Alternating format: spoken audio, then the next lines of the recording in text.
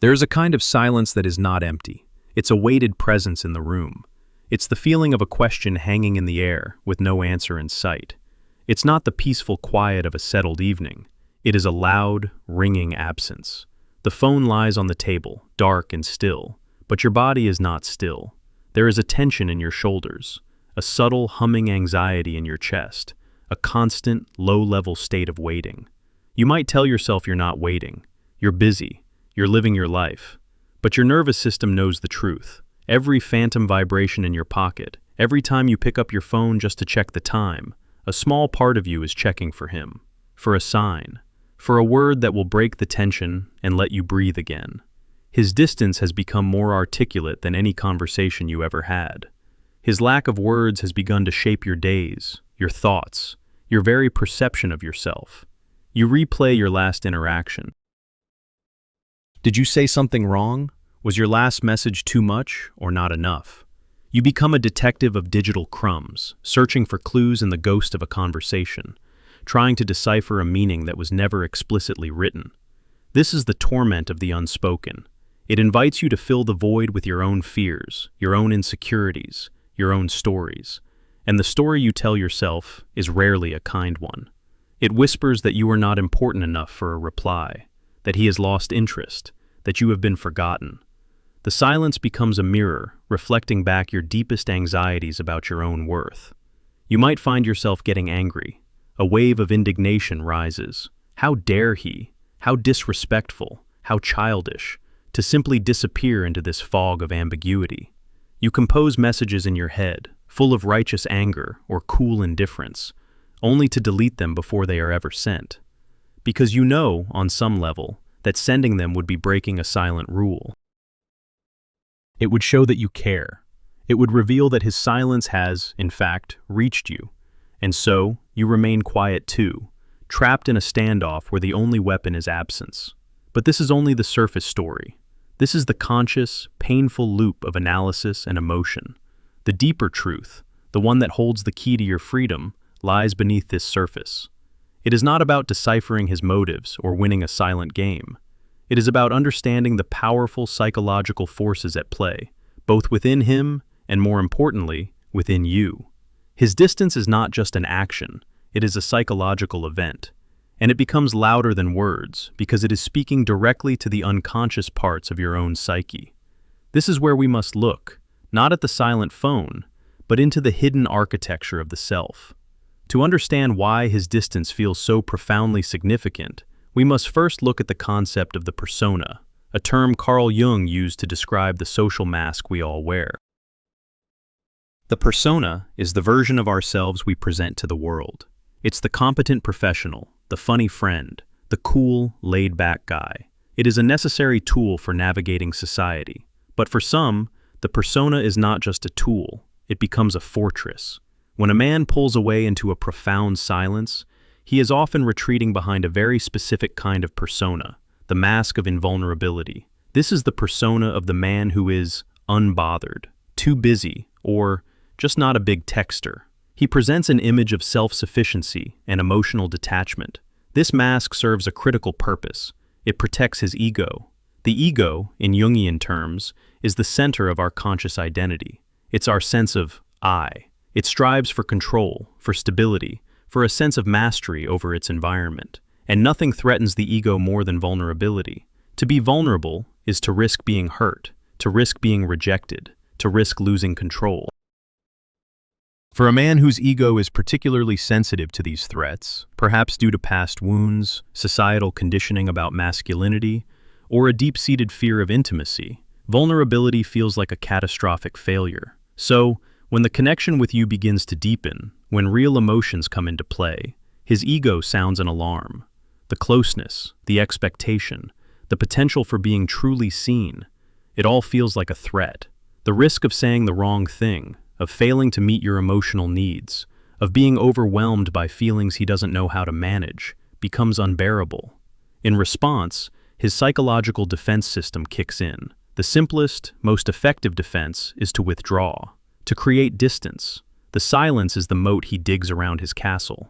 The persona of the cool, distant guy is the armor he wears.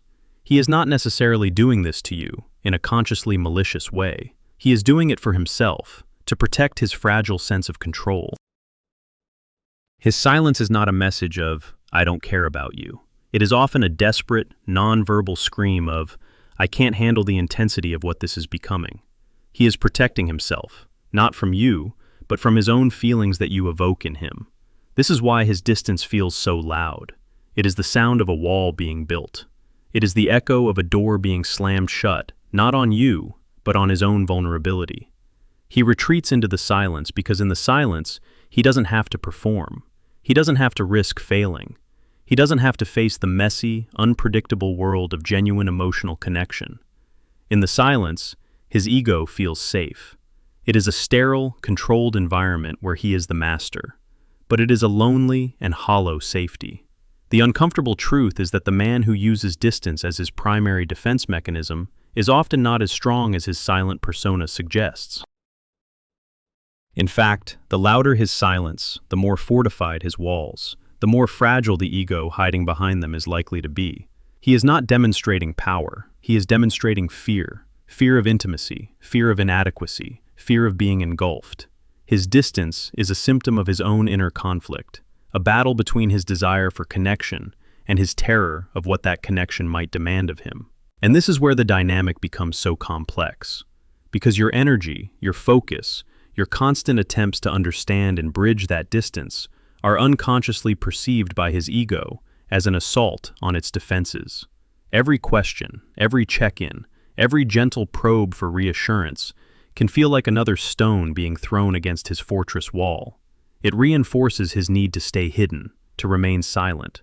The very thing you do to seek connection is the thing that can push him further into his protective shell. This is the painful paradox of this dynamic.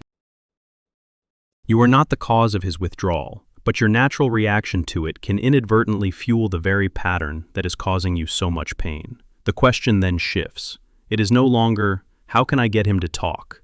The more profound question becomes, what is it within me that is so powerfully activated by his fortress of silence? This is the moment the journey turns from an obsession with him to a deep inquiry into the self. Why does his silence have this much power? Why does it feel less like an absence and more like a verdict on your worth? The answer lies in the psychological concept of projection.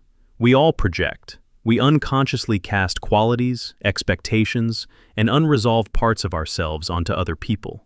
When a powerful attraction forms, we often project an idealized image onto the other person. Carl Jung called the inner image a man holds of the feminine the anima, and the inner image a woman holds of the masculine the animus. You don't just fall for the man himself. You fall for the way he seems to embody a powerful, unconscious image within you. Perhaps you projected onto him the image of the savior, the one who would finally see you and make you feel secure. Perhaps he represented the confident, decisive masculine energy that you felt you lacked within yourself. You didn't just see him, you saw a promise. You saw the potential for a wholeness you craved. His distance, then, is not just a withdrawal of his presence. It is a violent tearing away of that projection. The screen on which you were playing the movie of your ideal love story has suddenly gone blank. The silence is the stark, white static that replaces the film. And the pain you feel is not just the loss of him, but the loss of that beautiful, promising image. It is the collapse of a future you had already begun to live in your mind. This is where the wound deepens. His silence activates a pre-existing vulnerability within you. For many women, this is the activation of what is often called an abandonment complex. This is not a clinical diagnosis, but a description of a deep, often unconscious fear of being left, of being deemed unworthy and discarded. This wound is usually formed in early life, in moments when a caregiver was emotionally or physically unavailable. A child internalizes this absence not as, my parent is busy or struggling, but as, there is something wrong with me. I am not lovable enough to make them stay. This old, dormant pain lies within the unconscious. When you meet a man and the connection feels profound, that inner child part of you whispers, maybe this is the one. Maybe he will stay. Maybe I am finally worthy. You unconsciously place him in the role of the one who can finally heal that original wound. And then he pulls away. He goes silent. And for your unconscious, it is not just a man in 2024 being distant. It is a catastrophic echo of that original abandonment. The same feeling of worthlessness, the same terror of being alone, the same desperate need to do something, anything, to get the connection back, floods your system. Your rational adult mind knows this is a modern dating situation, but your emotional body is experiencing a primal terror. This is why his silence is so deafening. It is not just his voice that is missing. It is the sound of your own deepest fear being amplified to an unbearable volume. You are not just reacting to his behavior, you are reliving an old trauma. The emotional charge is so high because it is not just about him. It is about every time you have ever felt unseen, left behind, or not good enough. His silence becomes the trigger for a lifetime of accumulated pain. Recognizing this is both terrifying and liberating. It's terrifying because it means the source of the pain is not entirely outside of you. You cannot simply blame him and move on. But it is liberating because it means the solution is also not outside of you. If the pain is being activated within your own psyche, then the power to heal it also resides within you. You can stop frantically trying to get a response from him and start tenderly responding to the wounded part of yourself that is crying out for attention. The focus must shift. You must pull your energy back from him, not as a tactic, but as an act of profound self-care. Imagine all the mental energy you spend analyzing his silence, the hours spent rereading texts, talking to friends, checking his social media. It is a massive drain of your life force. That energy is a sacred resource. It is the fuel for your own growth, your own creativity, your own joy. And right now, it is all being directed outwards, trying to power a connection that has been unplugged at the other end. The first step in reclaiming this energy is to acknowledge the persona you have been wearing in this dynamic. Just as he wears the mask of the invulnerable man, you may be wearing the mask of the understanding woman. The one who is patient, the one who doesn't want to be needy, the one who can tolerate ambiguity and distance because she is cool and secure. This persona is also a defense. It protects you from the shame of admitting how much you care, how much this silence truly hurts. It allows you to maintain a sense of dignity. But beneath this persona of the understanding woman often lies a shadow, the part of ourselves we repress and deny. For the woman who overgives and over-understands, the shadow is often filled with resentment, neediness, and a deep, unexpressed anger. This is the shadow of the good girl who learned that her needs were an inconvenience. She learned to be accommodating, to anticipate others' needs while suppressing her own. She learned that love was conditional on her being easygoing and undemanding. When you play the role of the understanding woman, you are reenacting this old pattern. You are abandoning your own needs in the hope that your goodness will be rewarded with his return. His silence is a powerful invitation to finally meet this shadow, to allow yourself to feel the anger, to acknowledge the deep hurt, to admit, if only to yourself, this is not okay. I do not like this. This hurts me. To stop pretending you are unaffected. Meeting your shadow does not mean becoming a bitter, angry person. It means integrating these denied emotions. It means giving a voice to the part of you that has been silent for too long.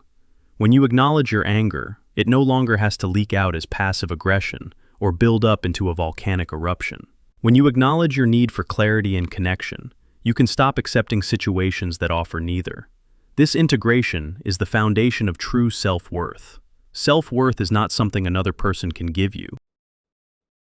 It is something you build by honoring your own feelings, by setting boundaries, and by refusing to participate in dynamics that require you to abandon yourself. A boundary is not a wall you build to punish him.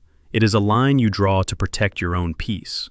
In this case, the boundary might be an internal one. It is the decision to stop analyzing, to stop waiting. It is the commitment to reinvest your energy back into your own life. This is not easy. The habit of focusing on him is strong, almost like an addiction. Your mind will want to go back to the familiar loop of what if and why.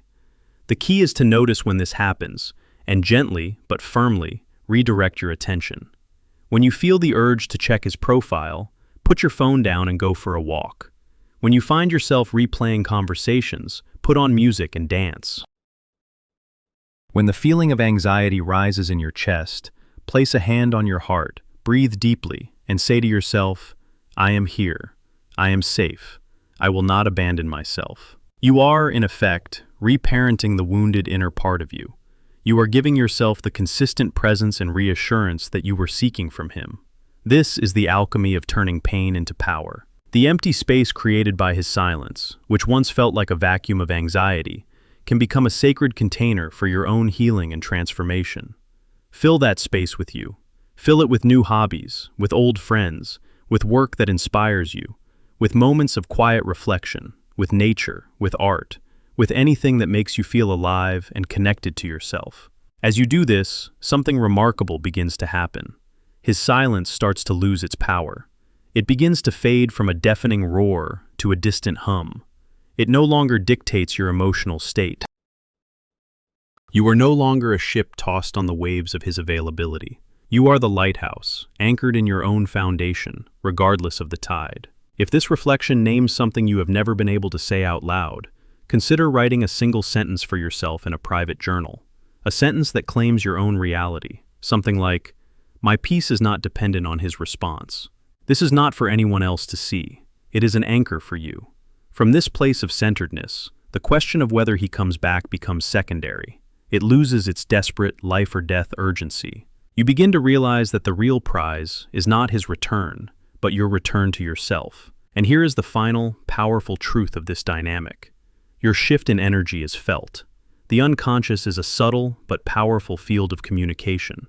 When you were pouring all your anxious, pleading, analytical energy towards him, he felt it as pressure. It was the energy of need, and it triggered his defense system. But when you withdraw that energy, not as a game, but as a genuine act of self-reclamation, the dynamic changes completely. The pressure is gone. He is left alone in his fortress of silence. At first, his ego might feel relief. Good, it thinks, the siege is over. But then, a new kind of silence descends, your absence. Before, his silence was filled with the noise of your wanting. Now, it is truly empty. And in that emptiness, he is forced to confront himself. There is no one to blame, no one to react against. There is only the echo of his own choices. He is left alone with the very feelings he was trying to avoid by being silent in the first place. Loneliness, regret, a sense of loss. This is the point where his persona may begin to crack. The mask of the unbothered man becomes heavy and pointless when there is no one left to perform for. It is in this space, the space you created by choosing yourself, that he might finally have the courage to face his own vulnerability. Will he reach out? It is impossible to say, and it is crucial that you do not anchor your healing to that outcome. To do so is to fall back into the old pattern of waiting. Some men will.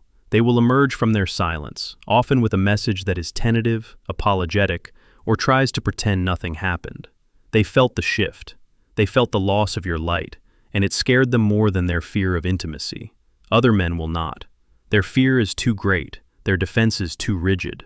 They will remain in their fortress, perhaps finding another person to play out the same dynamic with. But in either case, you have already won. If he does not return, you have saved yourself from a relationship that would have been a constant cycle of withdrawal and pursuit, a dynamic that would have slowly eroded your soul. You have honored yourself, healed a deep wound, and emerged stronger and more whole. You are free. And if he does return, he will not be returning to the same woman. He will not find the anxious, waiting girl who was willing to accept crumbs of attention. He will find a woman who is anchored in her own worth, a woman whose life is full, with or without him, a woman who is calm, centered, and whose peace is not for sale. He will find a woman who is willing to connect, but no longer willing to abandon herself to do so. He will have to meet her on new ground, a ground of mutual respect, clarity, and emotional honesty. The choice will then be yours, made not from a place of desperate need, but from a place of sovereign power. You will be able to assess whether he has truly done the work to come out from behind his walls, or if he is just temporarily seeking entry back into your warmth before retreating again. Your newfound inner clarity will be your guide. The journey begins with the painful, ringing silence in an empty room. It moves through the labyrinth of your own psyche, confronting the masks you wear and the shadows you hide. It asks you to retrieve the projections you cast and heal the old wounds that made you so vulnerable. It is a path of turning inward, of reclaiming your energy, of choosing yourself over and over again. His distance became louder than words because it was meant to be a wake-up call, not from him, but from your own soul. It was a call to stop looking for your value in the reflection of someone else's eyes and to finally find it within yourself. The silence was never the message. It was just the trigger for the message you needed to hear from you. My silence is not a game. It is my return to myself. This inner declaration, my silence is not a game, it is my return to myself, is not a single event, but the beginning of a practice. It is the first breath taken after being underwater for too long. And just as the body needs time to reacclimate, your entire being needs time to learn this new way of existence. This is where the healing deepens, moving from the realm of psychological understanding into the very cells of your body. For weeks, perhaps months, your body has been living in a state of high alert. This is the body memory layer of the wound.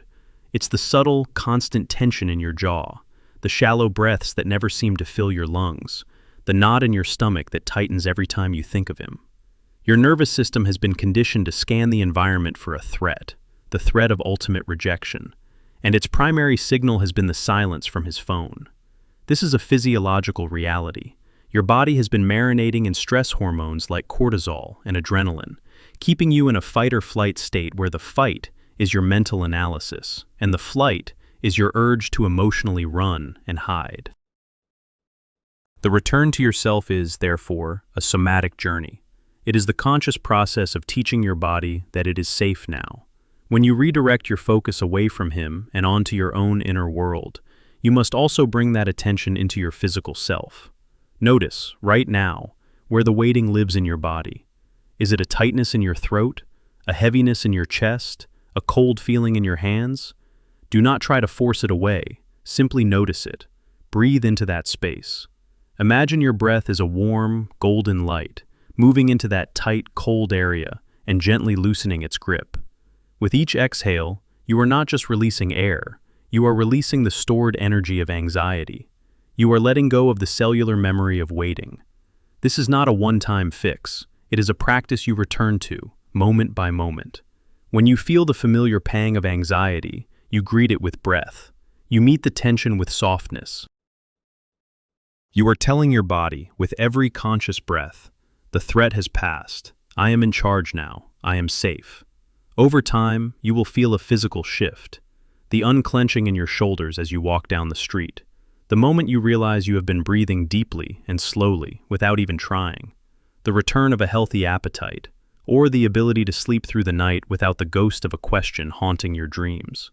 This is the body letting go. This is the tangible proof that you are reclaiming your sovereignty, not just in your mind, but in your very flesh and bone. As your body finds its new equilibrium, you will also find the courage to more deeply integrate your shadow. The good girl, who was willing to be endlessly patient, is now being cared for by a wiser self. And her shadow, the angry, needy part, is invited out of the dungeon. You begin to understand that her anger was never the problem. It was a sacred signal. It was the part of you that knew your worth all along, the part that was furious at seeing you devalue yourself. Now, instead of repressing that anger, you learn to listen to it. It becomes your internal guardian, the fierce protector of your boundaries. When you feel a flash of that old anger, you no longer see it as an ugly emotion. You see it as your intuition saying, "Pay attention. Something here is not aligned with your well-being." And the neediness? You begin to see it differently too. It was never a flaw. It was a compass pointing toward your fundamental human need for connection, reciprocity, and clarity. By shaming and hiding it, you were shaming your own heart's desire for healthy love. As you integrate this shadow, you stop being afraid of your needs. You own them. You learn to say, "Yes, I am a person who needs clear communication. I am a person who needs to feel that my partner is consistently present. These are not flaws. They are my requirements for intimacy." This is the transformation of the shadow from a source of shame into a source of power and self-knowledge. As this inner realignment solidifies, you will begin to notice concrete signs of your freedom. The first sign is often one of quiet neutrality. You'll pick up your phone, see there's no message from him, and feel nothing. Not a pang of anxiety, not a surge of anger, just a neutral observation. Your emotional state has officially decoupled from his actions. The second sign is the return of your creative life force. That energy you were pouring into him now floods back into you, demanding an outlet. You suddenly have the urge to redecorate your apartment, to sign up for a class, to write that story, to plan a trip. Your world, which had shrunk to the size of a phone screen, expands back into its full, vibrant color. A third sign is a change in your social perception. You start noticing other people again. You might find yourself genuinely laughing at a stranger's joke, or feeling a flicker of attraction for someone new. Your focus is no longer locked. You are available to the world, and the world becomes available to you. You are no longer watching a closed door, waiting for it to open. You have turned around and discovered 100 other doors are already open, leading to new rooms you have yet to explore. And then, just when you feel you have truly arrived in this new, centered place, the universe will often send you a final exam. This is the late practical test. It will come on an ordinary Tuesday morning or a quiet Saturday night. His name will flash on your screen. In that instant, your body will remember. A small jolt of adrenaline, an echo of the old pattern. But this time, it is different.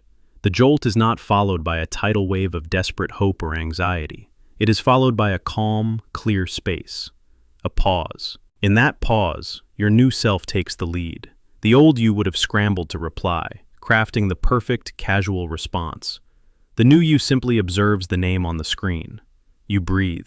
You ask yourself not, what does he want, but what do I want? You check in with your body. Does the thought of engaging feel expansive and light, or does it feel like a heavy, contracting obligation?